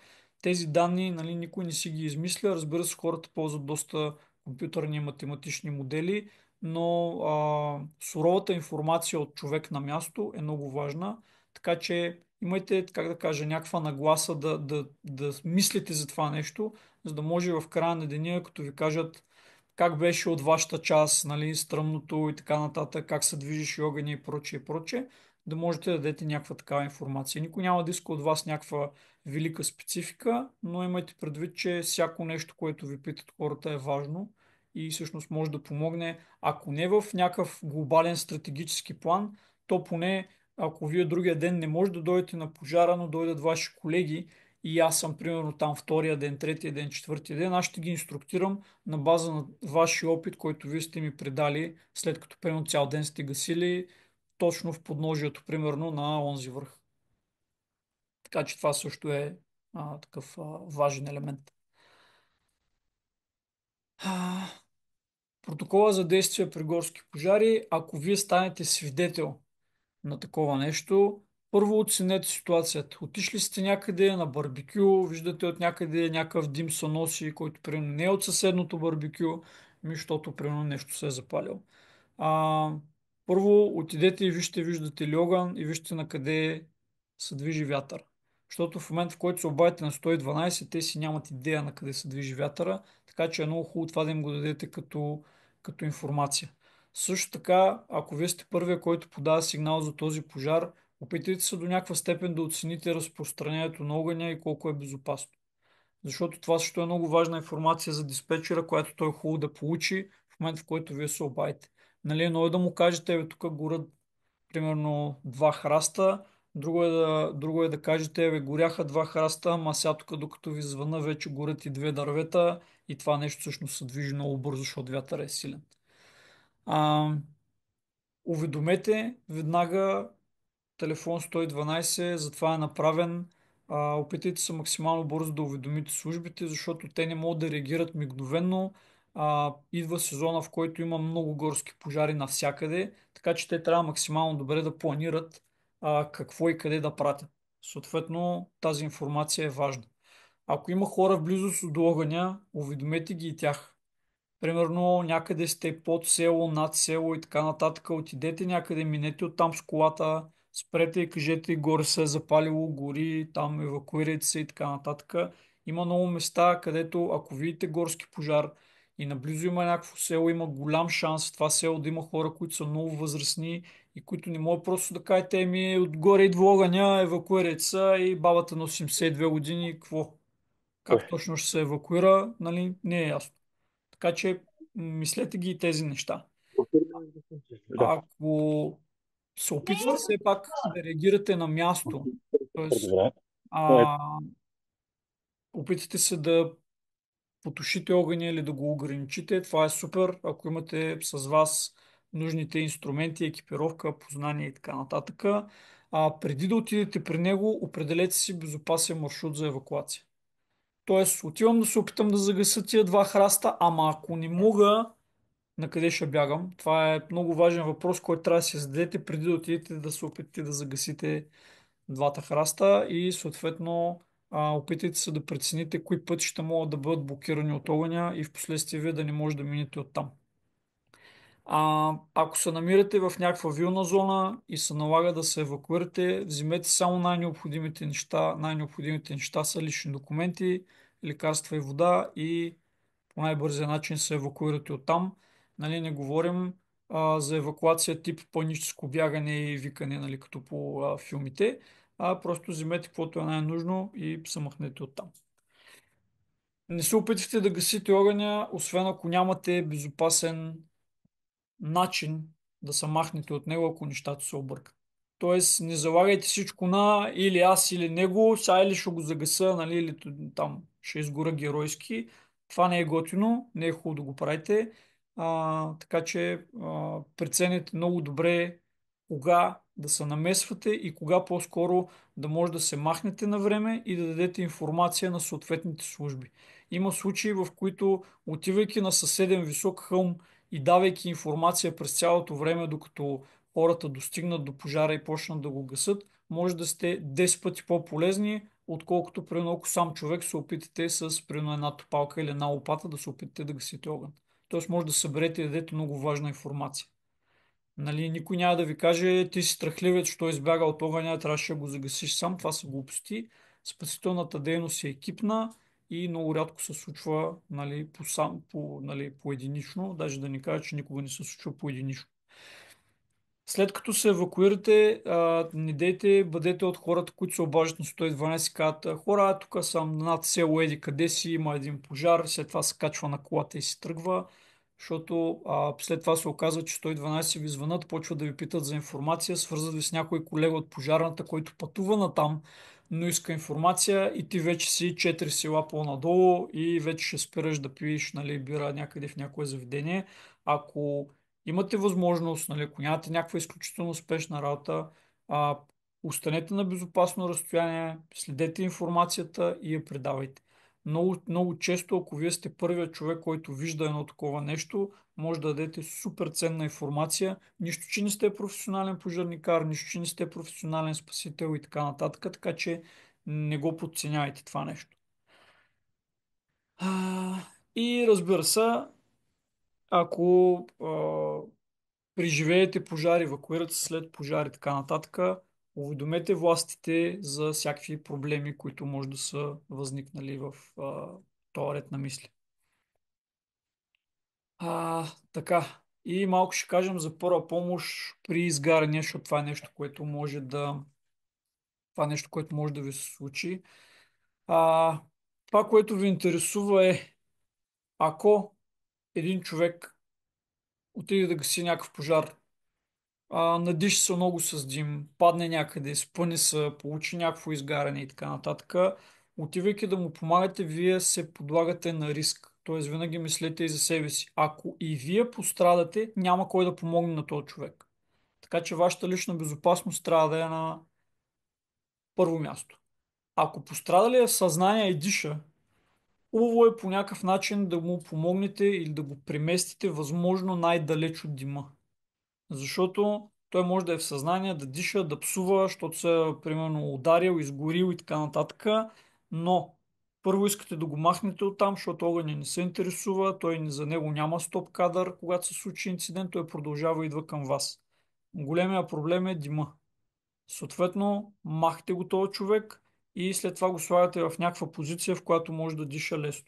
Човек по гръб, легнал на земята, не диша лесно. Нали, много често хората по презумпция така ги слагат, нали, да легнат по гръб, защото, да я знам, защото по филмите е така, защото после така го качват на носилка в линейката. Когато един човек има проблем с дишането, той не трябва да е така, трябва да застане на колене или седнал, приведен напред, защото тази позиция улеснява движението на неговите бели дробове. Когато се уверите, че вие сте на безопасно място и този човек може да диша, тогава вече може да тръгнете и примерно да го прегледате. Тук отиваме ето на тази картинка и тогава примерно ще видя, че този човек, да кажем, си е изгорил ето тук ръката и ако има изгаряния, ако аз имам аптечка с ножица, няма да му дърпате дрехите, защото така ще му отлепите и кожата. Съответно, ще изрежете около него, ще полете изгарянията с вода и ги покривате с марли. Нищо не слагаме върху изгарянията, освен ако нямате специална превръзка или гел за изгаряне. В повечето случаи, да кажем, че нямате, имате примерно обикновена марля. Тоест, махте колкото можете от дрехата отстрани, изрязвате, промивате с колкото може повече вода. Една, две, три бутилки вода, ако имате наблизо водоизточник, чешма, може да го поливам с рънцеви пожарогасител, който си нося на гърба, се тая няма значение. Охлаждате максимално много, след което слагате една чиста марля отгоре и този човек пътува към болница. Не слагате кисело мляко, свинска мас, дифламол и всякакви такива други глупости, които едно време много така щедро са слагали върху изгаряния. Единствено ви интересува чисто суха превръзка и този човек, ако не може да се движи сам, викате помощ, за да дойдат някакви хора да го вземат там. Ако все пак може да се движи дори малко и бавно, отдалечавате го максимално безопасно, докато стигнете до някакъв път, където примерно може да дойде един джип да го вземе и да го закара долу в селото, където има линейка с лекар. Нали? Той вече ще прецени какво е състоянието на този човек, ще го кара ли в болница, няма ли да го кара и така нататък. Но ви имайте предвид, че в първия момент, в който имате пострадал някъде до вас, обикновено сте вие, той и още трима-четирима човека. Нали, тоест, вие сте първите реагиращи, вие давате най-голям шанс на този човек да оцелее. Оставите ли го там, ами аз тук малко се изгорих, малко ще си полежа тук и след малко ще ви настигна. Това не работи, защото ви гарантирам, че няма да ви настигне. Лошия вариант, ако намерите пострадал, който е в безсъзнание, но не диша, тогава трябва незабавно да започнете КПР. Отново трябва да прецените ситуацията, колко е задимено около вас и да не стане така, че почвайки КПР, всъщност да се задушите и вие. Ако пострадали е в безсъзнание, но диша, издърпайте го, извлачете го максимално далеч от дима, преди да започнете да му помагате. Ако той може самостоятелно да си поддържа дишането, това е супер. Оставете го в странично стабилно положение, завъртян на страни, се има предвид, за да може той да поддържа отворени дихателни пътища и съответно вие да имате време да извикате помощ. Доста рядко ще се движите в примерно много големи групи, примерно 10, 20, 30 човека, че да можете да разчитате на това да кажете, еви тук едно момче примерно припадна или едно момиче, няма значение, да дойдат 8 човека, да го грабнат и да го занесат някъде. Нали, поне по моя опит, много рядко се движим в толкова големи групи. Обикновено екипите ни са по 3-4 човека и един човек, който видяхте преди малко на снимките как е навлечен, нали, колко му тежи екипировката. Един такъв човек, ако колабира, двама човека не може да го носим. В смисъл, може да го носим на 10 метра, нали, ама това не ни помага особено. Така че трябва да имате начин, по който да комуникирате и да повикате помощ. А, Така, това е за първата помощ при изгаряния. Сега тук, преди да завършим, отварям един панел за въпроси и съм готов да отговоря. Надявам се хората да са си запазили въпросите, така че питайте. Да, аз имам един въпрос. Как се разпознава, ако филтрите на маската са пълни вече, нали са си свършили работата и трябва да се смени маската или самия филтър? Почваш да дишаш по-трудно и съответно, като се опитваш да си поемаш въздух и почва да ти люти. Няма, няма точен отговор, но в общия случай на филтрите, които се използват за маските, първо ние в момента ползваме едни полулицеви маски с два филтъра отстрани. На тях им дават в така доста силно задимена, запрашена среда и така нататък. Дават им, мисля, че около 20 на часа работа. Нали, Ето, истината е, че да, като не е чак толкова запрашена средата, мога да изкараш спокойно няколко дена с тях, но мгм, малко е въпрос на лично усещане кога трябва да бъдат заменени тези филтри. да. Добре, Милена вдига ръка. Да, няколко въпроса си записах докато говорихте. По отношение на личната екипировка от някакви специализирани магазини ли се закупува? Можете Сега, ли да препоръчате места? всеки магазин за работно облекло има такива неща. Мисъл, в България има 3-4, даже може би повече, 5 големи магазина и вериги за работно облекло. Нали, сега няма да правя реклама, но в която от тях да отидете, а, има сходни неща, да кажем като екипировка и защитни средства, така че няма много голямо значение откъде ще ги вземете. По отношение на допълнителните средства, като мутики, топалки и така нататък, за един неопитен доброволец, то е ясно, че няма как да носим всичко. С кой уред е най-добре да се започне така, първите акции поне? Ами, С какво би сега, бил най-полезен? това, което ще ви кажа от опит е, че примерно мотиката и гриблото действат страхотно. Особено, примерно, ако имате терен, в който има повече, примерно, шишарки, листенца и по-малки такива клончета, гриблото е страшно. Нали, не изисква чак толкова много физическа сила, както примерно една мотика, защото с нея буквално обръщаш земята. В смисъл, буквално обръщаш земята. А, Мотика с стандартна мотика, която и на село се ползва, нали? Не е Абсолютно, нещо. да. Мотика, лопата са такива неща. Те, деца вика, от едно време са се ползвали. Няма много голяма разлика при тях, но просто имайте предвид, че това са инструменти, с които нали, доста ще се натоварите и много трудно някой може да каже, че примерно мога да работи с това нещо 4 часа. Работите 40 минути и след това ви трябва почивка. Да, да. Така че А, това е. Сега топалка малко по-трудно се намира. Имайте предвид, че наистина в голяма част от случаите, където се ходи на големи пожари, винаги се носят допълнително такива неща. Тоест, дори да не си донесете, примерно, мотика, топалка или грибо, все ще има някой, нали, да ви даде една. мгм.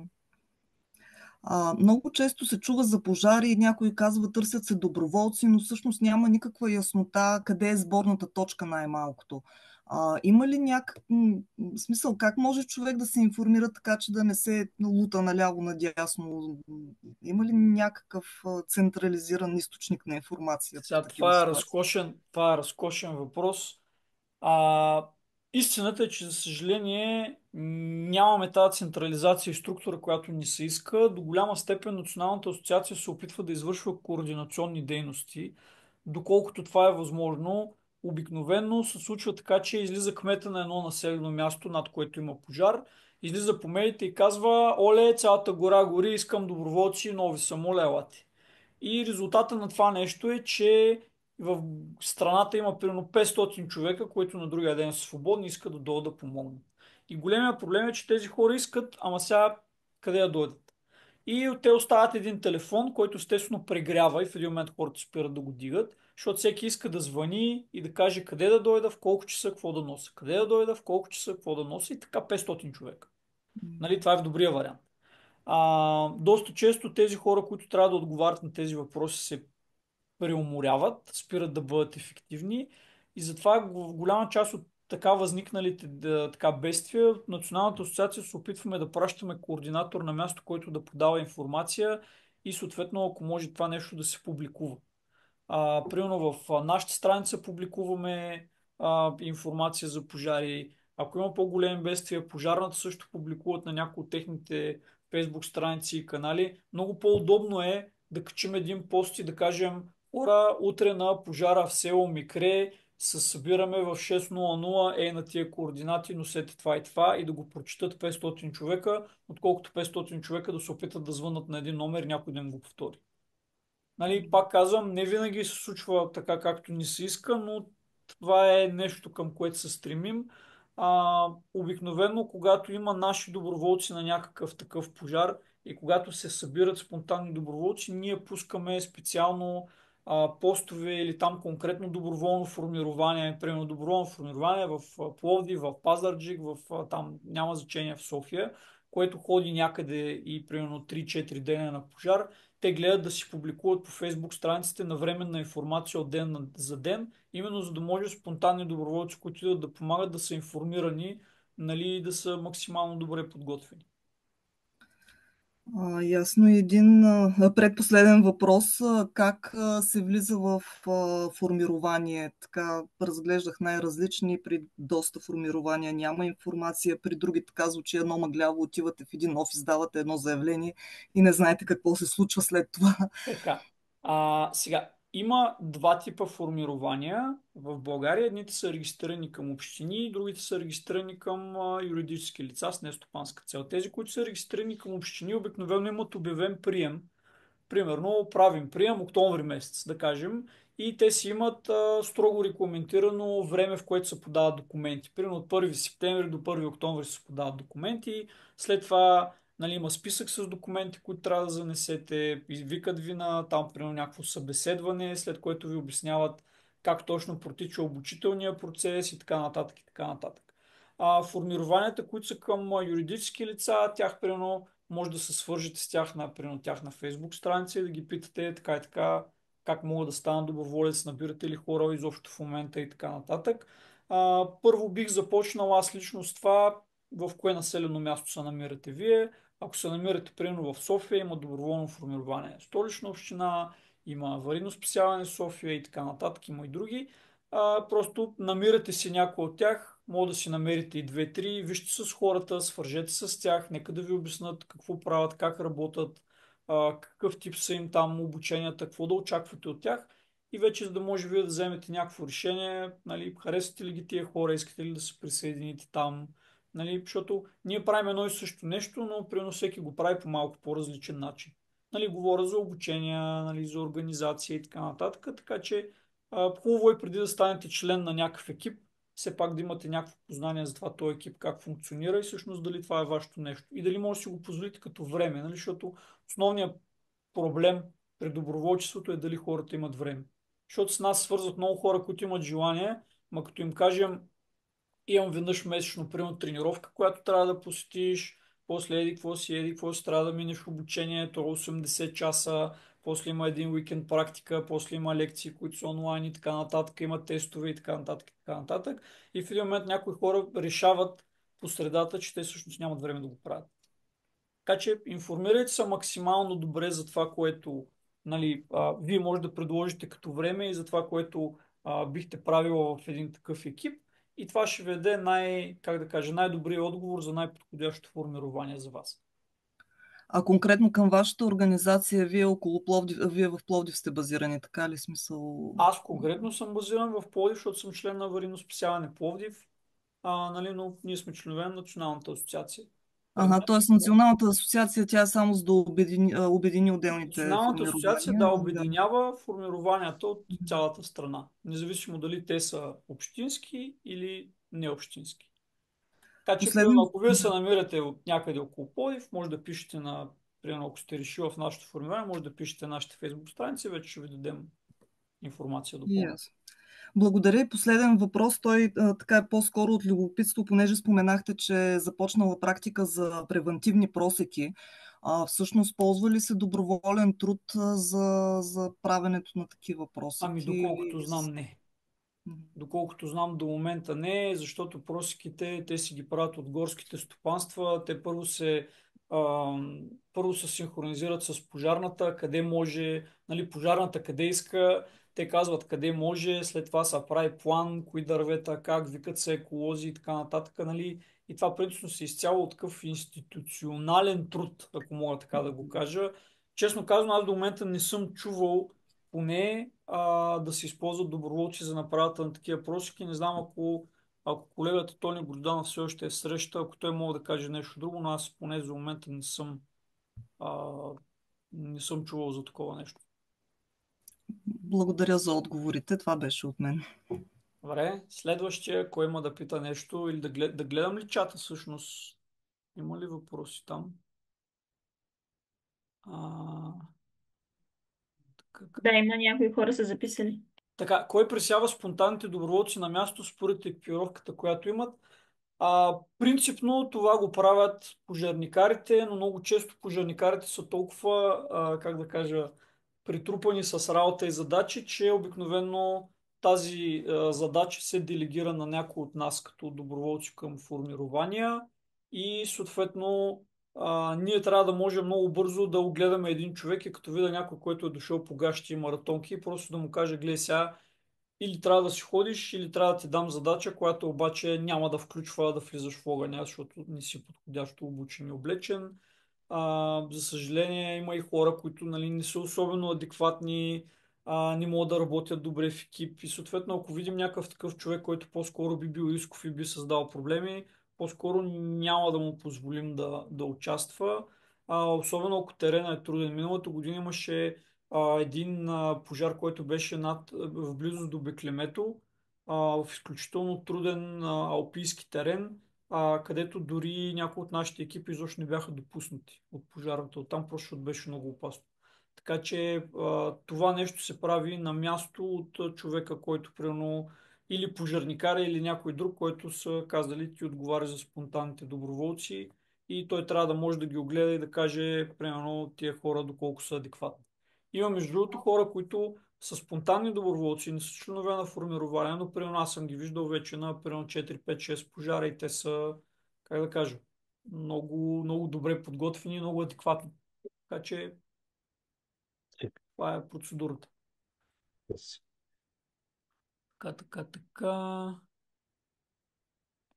Бихте ли описали ролите на доброволци, които не са пряко ангажирани с гасенето? Ами, доста са да ви кажа. Може да помагате с комуникация, т.е. примерно да следите къде се намират екипи и да получавате информация от тях, защото каквото и да се гледа отгоре с дронове и по карта, когато един човек отиде на терен, той вижда съвсем различни неща. Така че тази информация се събира примерно в щаба, който отговаря за доброволците, ако тези хора могат да използват радиокомуникация и знаят как могат да комуникират. Така че това е едното нещо, което може да се случва. Другото нещо е вие да следите, пуснати са примерно 10 екипа някъде, след примерно 2 часа може да им напомните тези хора да си починат, да си излезат извън примерно фронта на пожара, да си намерят някакво близко място, което е безопасно, да седнат, да починат, да ядат и да пият. Може да звучи много тъпо, обаче е много важно това нещо да се случва. След това може да организирате логистика. Примерно нямате екипировка, оборудване, не може да носите тежко и така нататък, но примерно може да карате високопроходим автомобил или примерно имате такъв. Може да отидете и да карате на тия хора всичко. Може да им карате вода, може да им карате храна, може да им карате вода за пиене или съответно вода за рънцевите пожарогасители, може да им закарате инструменти, може да закарате самите хора до място, където примерно мен ми се е налагало да ходя 7 км и половина с силно пресечен терен, докато стигна до мястото на пожара по черен път, което означава, че ако има един човек с джип, той прави 4 курса и ни спестява по 4000 калории на човек, нали, преди да стигнем изобщо и да почнем да гасим. Така че много са нещата, с които може да помагате и затова казах одеве, че това, че не работите в червена зона, съвсем не означава, че няма да сте полезни на едно такова място. 2, 4, 6, 8, 10, 11, 16. Така, доктор Мария Георгиева, да, благодаря много. Аз съм просто парамедик, занимавам се с спешна медицина и с полева медицина, но старая се максимално простичко да обяснявам, защото за съжаление битуват много такива стари разбирания и познания за това какво се случва по време на първа помощ, изгаряния, постоянно хората се мажат с какво ли не. Така че хубаво е в този контекст да се придържаме към някакво малко по а, така, упростено знание, за да може хората да го разбират лесно и да го прилагат. Велизар Василев, КПР, съжалявам, това е термин, означава кардиопулмонална ресусцитация или най-просто казано извънгръдни притискания и обдишване. Това е в случай, в който един човек загуби дишане и съзнание. Това е първото нещо, което трябва да започне. Обучението, които провеждате, отворени ли са за спонтанни доброволци и ако да, при какви условия? За съжаление не, тъй като обученията, които правим, са структурирани за спасителни екипи. Всички доброволци, които започват, нали, дейност като такива, минават обучение в Центъра за професионално обучение към Националната асоциация.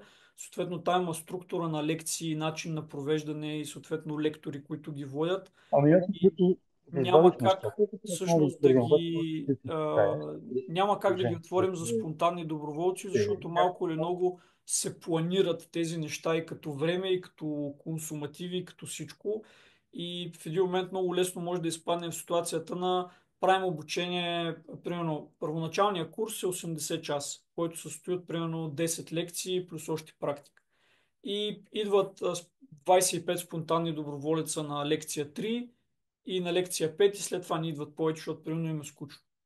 И така че искаме хора, които, нали, знаем, че могат да се занимават с това нещо и да отделят време, за да може пък и самите лектори, хората, които ги обучават, да има да има смисъл, да влагат време и усилия, за да може да изграждат тези хора. Защото, повярвайте ми, знам, че примерно голяма част от хората, които тази вечер са тук, искат това нещо да го правят чисто от, нали, така, добри чувства и желания, но много често виждаме хора, които идват с един много излишен ентусиазъм и който продължава много кратко време. И в един момент вие полагате ни много усилия да обучавате тези хора, те с това повече не ги виждате. Така че предпочитам, нали, като отделям времето си, ресурсите си и така нататък, да обучавам някакъв човек, да знам, че той е част от някакъв екип. Разбира се, може да бъдат, нали, за да ни звучат, че ние няма да ви обучим, можем да направим такова обучение за спонтанни доброволци, но трябва да не са единични бройки. Тоест, примерно, събират са 5, 7, 10, 15 човека, пишете на Националната асоциация и ние вече ще ви кажем какво, къде и как може да бъде измислено, за да се проведе такъв тип обучение. Ваня има въпрос. Слушам, дигнала е ръка. Здрасти. Аз да си представя, че не съм спонтанен доброволец. Доброволец съм към доброволно формирование. И в тази връзка, може ли да обясниш на спонтанните доброволци как трябва да комуницират с доброволните формирования и пожарната? Когато отидат на терен, те не трябва да са сами и винаги трябва да информират фактически къде са, Да, защото... разбрах ти въпрос. Сега, Да, добре. идеята е следната. Когато разпределяме сили и средства в червена, жълта и там и зелена зона, идеята е, че човека, който е оперативен ръководител, той е обикновено от пожарната, той, той трябва да знае с колко хора разполагам и къде ги праща. Нали? Най-грубо казано. Съответно, когато дойдат примерно 50 пожарникара и 50 доброволеца, това е някакъв актив, който е средно сигурен. Тоест, той е организиран, идва си заедно и така нататък. Спонтанните доброволци могат да бъдат между 27 и 270 човека, което винаги е така, това няма как да се изконтролира, за съжаление. Но това, което е важно, те да имат достатъчното самосъзнание, когато пристигат на терен, да комуникират и да казват: здравейте, ние идваме една кола хора, 4 човека сме, имаме 5 лопати и една ризачка, къде да отидем? За да може хората на място да кажат: ами тогава отидете примерно с ето доброволец от доброволно формирование еди кое си и то отговаря за вас. Обикновено спонтанните доброволци винаги ги закачат или към пожарникари, или към някой от нас. Първо, защото ние трябва да ги пазим и съответно да ги предпазваме от някакви рискови ситуации, в които те могат да влезнат. Нали, това не означава, че са тъпи, означава, че просто хората нямат опит в тази сфера, нали, така както и ние сме започнали в началото с пожарната. Така че не го мислете и не го приемайте по този начин. Но обикновено винаги има по един човек, който е с тях, който комуникира и казва в щаба къде отиват, къде се намират, успели ли си да си достигнат мястото, да си изпълнят задачата, или огъня вече е прихвърлял, или трябва ни примерно още вода и така нататък. Не можем да изискваме спонтанните доброволци да носят радиостанции със себе си, а истината е, че в голяма част от местата, които ходим, няма добър мобилен обхват. А, така че обикновено това е, което се случва. Ако все пак се случи, защото разбира се, че се случва и по такъв начин, идват си спонтанни доброволци, които правят самостоятелни екипи. Има няколко важни неща. Първо, искайте инструктаж от човека на място, за да може той много ясно да ви обясни къде трябва да отидете и какво трябва да направите. Тоест, искайте информация възможно най-много. Предполага се, че вие за първ път в живота си отидете до село Елшица и нямате никаква представа това е гората наоколо, какви рискове да очаквате и така нататък, така че питайте. След това, убедете се, че има някой от вас, който има поне базови познания по навигация и всъщност като ви кажа, трябва да отидете на еди кое си място, вие наистина да отидете до там, нали, т.е. да може да го намерите най-малко. И съответно да може да се евакуирате. След това, не напускайте зоната или мястото, което са ви пратили, без да се обадите. Защото ръководителя на операциите знае, че има 4 екипа от източната част на склона и е спокоен, защото от западната част на склона пожара е върхов и там нещата са много зле. И ако вие междувременно решите да се преместите по-на запад, защото, да знам, защото примерно повече ви върви, може да изпаднете в много опасна ситуация, за която някой да ви каже, просто защото хората не знаят, че сте там, всички мислят, че сте от другата страна. Така че комуникацията е нещо, което е много важно. Аз ви съветвам, ако отидете една кола хора, спонтанни доброволци, намерете си някой екип на формирование или на пожарна, или на военни, или няма значение, на някакви хора, които са организирано там, просто се прикрепете към тях. Нали, винаги ще им от помощ. Не вярвам някой някога да ви върне и да каже: не, бе, не идвай с нас, иди някъде другаде. Това не съм го виждал. А, но гледайте поне в началото, особено ако ходите за първ път на пожар, винаги да има някакъв такъв човек или екип около вас, най-малко, за да може да наблюдавате те как работят, да видите как оценят риска и кои са местата, които ходят и какво правят. Така че това мога да кажа. Съжалявам, ако звучи много, как да кажа, много, много вейк, много такова неясно, но просто е много строго специфично за всеки един пожар, в който отидете. Така че просто спазвайте принципа, намерете си някой, който вече е ходил по пожари, независимо той дали е пожарникар, доброволец от формирование и така нататък. и се прикрепете към него. За мен това е най-добрият съвет и най-сигурният начин да не попадате в рискова ситуация.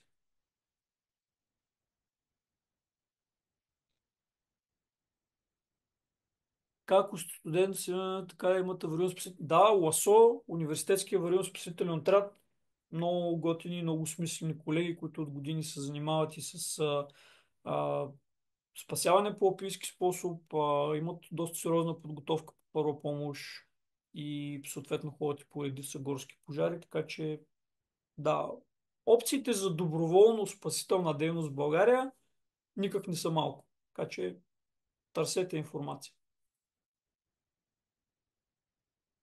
Може да споменете шофирането на обратно. Да. Супер, това е много готино допълнение, благодаря за което. Имайте предвид, че след един дълъг ден, в който обикновено започва към 5, 5 и половина, 6, защото обикновено първоначалните сборове на хора и изкарването им до изходните точки за гасене на пожара се случва много рано сутринта. И въпреки, че гасенето свършва към примерно 5-6 след обяд, това означава, че вие може да сте изправени пред един много дълъг ден, в който сте станали в 4, пътували сте 2 часа от София до примерно Биклемето, там сте гасили цял ден и вечерта в 6 часа може да се окаже, че сте абсолютно неспособни да шофирате. Така че мислете го и за това нещо. Имали сме няколко пъти случаи, къде сме ходили на пожари, които продължават няколко дни, които или след края на пожара сме оставали няколко часа, за да може човек, където е най-свеж, да спи там на терен в колата, за да може след това да ни закара безопасно да се приберем. Или сме планирали, примерно, да имаме опция, в която да преспим някъде, но наистина не подценявайте шофирането на обратно, особено ако идвате от някакво далечно място, защото просто след цял ден такава физическа работа една биля става много лесно. Така че това беше много добре. Десислава Микова го предложи. Много добро допълнение. Благодаря. А, ако има някакви други въпроси, се радвам да отговоря. Ако не, ще ви зарадвам с още нещо. На страницата на асоциацията сме изготвили, ще публикуваме а, м, такава листовка, която е за реакция при горски пожари. Само да видя дали мога да пусна в чата линк. Не. Момент.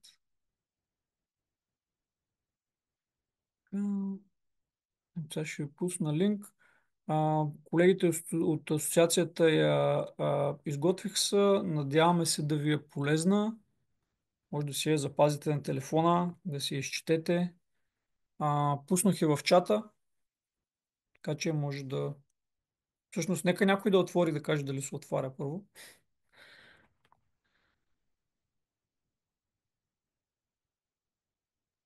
Отваря се, всичко е Добре. наред. Окей, супер. Линк. Може да си я запазите, да си я четете. И така, ако имате някакви въпроси, допълнителни неща, може да пишете на страницата на асоциацията. Ще се питаме да ви отговорим. Благодаря на всички за вниманието и проявения интерес към тази тема и се надявам по-скоро да се видим някъде. Може ли само на дума да кажа? Да, разбира се, давай, Тони. В PDF е така направен, че в листа отзад, където трябва да пише какви неща трябва да се вземете с вас, може да ги чеквате. Т.е. да ви е удобно, когато тръгнете на пожар, чек-листа да си го направите. А иначе, Жоро, много благодаря. Супер беше лекцията. И аз благодаря.